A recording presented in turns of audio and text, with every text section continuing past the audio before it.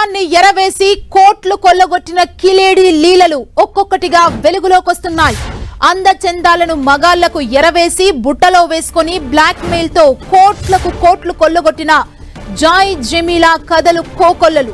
సమాజంలో పలుకుబడి ఉన్న సంపన్నులను లక్ష్యంగా పెట్టుకుని వారిపై వలపు వల విసిరి మాయతో మత్తులోకి దించి బ్లాక్ మెయిల్ చేస్తూ డబ్బులు దండుకుంది. హనీ ట్రాప్ కేసులో కొత్త క్యారెక్టర్లు బయటకొస్తున్నాయి. హనీ ట్రాప్ తో కోట్లు కొల్లగొట్టిన జాయ్ జమీమా వెనుక పెద్ద గ్యాంగ్ ఉన్నట్లు తెలుస్తోంది. ఎప్పటికప్పుడు స్కెచ్లు వేస్తూ మగాళ్లను ఈజీగా మోసం చేసిన జమీమా నెట్వర్క్ చూసి పోలీసులు షాక్ అవుతున్నారు. తాజాగా జాయ్ జమీమా వెనుక నుండి నడిపిస్తున్న ఓ బీజేపీ యువ నాయకుడిని గుర్తించారు. బీజేపీ యువ నాయకుడు అవినాష్ బెంజమిన్ జాయ్ జమీమాతో జరిపిన సంభాషణ వింటే మతి పోవాల్సిందే. విశాఖ హనీ ట్రాప్ కేసులో మెల్లమెల్లగా రాజకీయ రంగు పులుముకుంటోంది. హనీ ట్రాప్ కేసులో జాయ్ జమీమా క్యారెక్టర్ పై పాజిటివ్ గా మాట్లాడారు మాజీ ఎంపీ హర్ష్ కుమార్. బాధితుల వద్ద నుండి విశాఖ సిపి డబ్బులు తీసుకుని ఆమెను ఇరికించారని ఆరోపణలు చేశారు. తాజాగా ఈ హనీ ట్రాప్ వెనుక ఏపీ బీజేపీ యువ నాయకుడున్నట్లు తెలుస్తోంది. జాయ్ జమీమాతో బీజేపీ యువ నాయకుడు అవినాష్ ఫోన్ సంభాషణలు లీక్ అయ్యాయి. అలాగే జమీమాతో అవినాష్ కలిసి ఉన్న ఫోటోలు వెలుగులోకొచ్చాయి.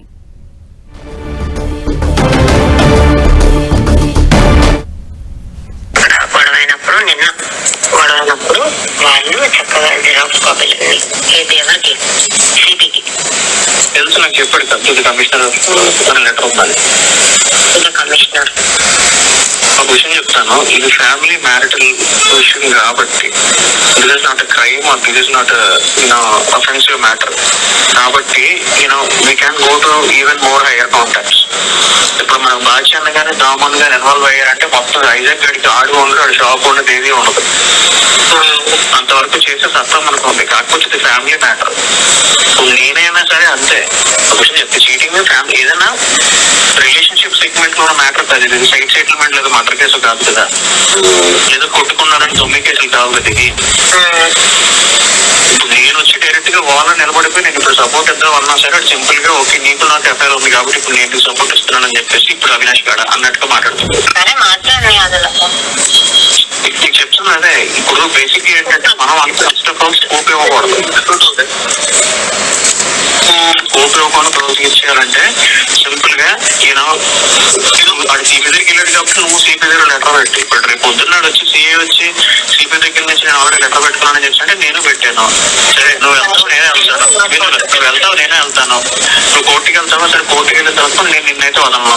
అలా ఉండాలి నీ వర్షన్. నువ్వు కోర్టుకి నువ్వు సింపుల్ గా 41 CRPC తీసుకుని నువ్వు బయటకు వెళ్ళిపోతావు అనుకుంటున్నా, నేను నిన్ను వదలను. ఇలాగే మాట్లాడాలి. నువ్వు కోర్టుకి వెళ్తా అక్కడికి వెళ్తా వెళ్ళు, నన్ను లోపల వేస్తారా మహా అయితే 15 days మళ్ళీ బయటకు వస్తాను, నేను మాత్రం వదలు నా కొడతా. ఇదే నీకంటే మేము కునుకు లేకుండా చేస్తాను. నువ్వు పిల్లలతో సంతోషంగా ఎలా ఉంటావు నేను చూస్తాను. మాట్లాడలేవా మాత్రం నువ్వు?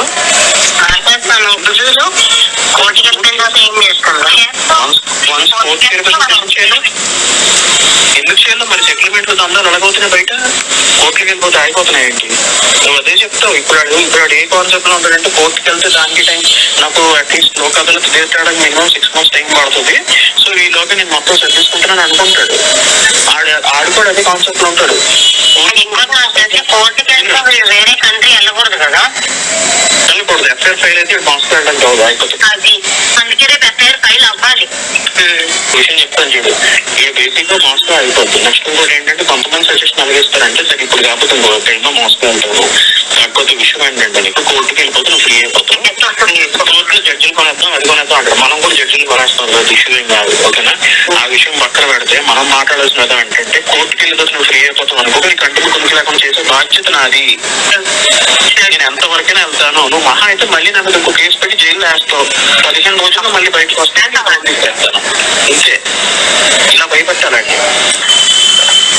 సింపుల్ గా నేను చెప్తున్నప్పుడు ఏంటంటే ఆడు 41 CRPC తీసుకొని 3 అయిపోదు 6 months టైం దొరుకుతుంది అన్నట్టుగా ఉంటాడు. ఎవడైనా అలాగే ఉంటాడు. కాకపోతే if you dealing with normal person that's the process of it actually goes.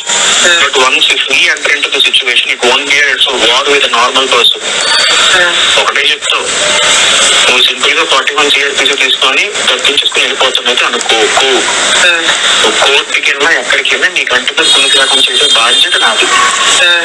నేను చేయాల్సిన డిస్ట్రక్షన్ నేను చేస్తాను.